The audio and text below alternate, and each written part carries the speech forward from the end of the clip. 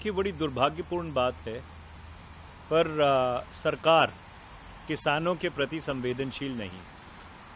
सरकार किसानों को घुमाने की कोशिश कर रही है, उनको थकाने की कोशिश कर रही है।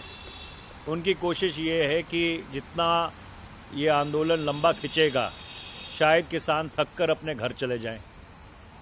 पर ये जो एनडीए भाजपा सरकार है, ये ना भारत को पहचानती है, ना भारत के किसानों को पहचानती है।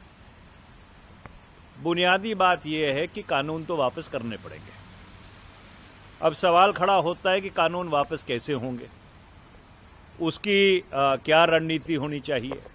तो उसमें दो ही चीज़ हो सकती है, या तो उच्चतम न्यायालय इसको अपने संज्ञान में ले, इन कानूनों को स्टे कर दे, और उसके बाद इनकी जो संवैधानिकता है उसके ऊपर बहस करे, उसके ऊपर लोगों की बहस सुने। और दूसरा ये है कि सरकार, एनडीए भाजपा सरकार किसानों को ये आश्वासन दे कि भाई हम इन कानूनों को क्रियान्वित नहीं करेंगे और दोबारा से संसद के समक्ष लेके जाएंगे। क्योंकि कुल मिलाकर, मैं तो परसों खुद गया था सिंगू बॉर्डर पे, जहां पे बहुत सारे लोग मेरे संसदीय क्षेत्र के भी इस आंदोलन में भाग ले रहे हैं।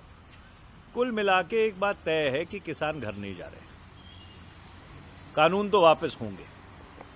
अब उसकी क्या प्रक्रिया होगी, उसकी क्या रूपरेखा होगी, इसके ऊपर जितनी जल्दी सरकार मान जाए उतना बेहतर है। तो पूरे देश में भी देख रहे हैं, अलग अलग राज्य सरकारें, केरल की राज्य सरकार ने रिजोल्यूशन पास किया कि चाहिए, आपकी कांग्रेस की शासित राज्यों की सरकारों ने भी किया, अब पश्चिम बंगाल की सरकार भी कह रही है। देखिए, ये कानून किसान विरोधी हैं।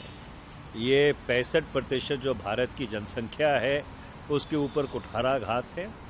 और जो सबसे बड़ी समस्या है इन कानूनों के साथ, जिसके ऊपर बातचीत अभी तक सार्वजनिक तौर पर नहीं हुई है, वो ये है कि अगर भारत की खाद्यान्न सुरक्षा खतरे में पड़ती है तो भारत को बाहर से खाद्यान्न निर्यात करने पड़ेंगे, इंपोर्ट करने पड़ेंगे। और जिन मुल्कों ने भी ऐसा काम किया है, खासकर जो विकसित देश है, उनके दबाव में आके अपनी ज़मीन के ऊपर को एथेनॉल की तरफ लगा दिया और बाकी ऐसे कैश क्रॉप्स उगाने शुरू कर दिए, और उन देशों में खाद्यान्न सुरक्षा का एक बहुत बड़ा खतरा उत्पन्न हुआ। और उन देशों में खाद्यान्न को लेकर बाद में दंगे भी हुए।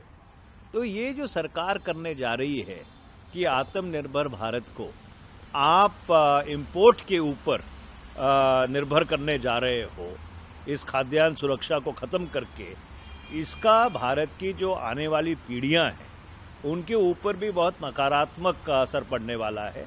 बहुत मुश्किल से, बहुत मेहनत से भारत ने आत्मनिर्भरता हासिल की है खाद्यान्न में।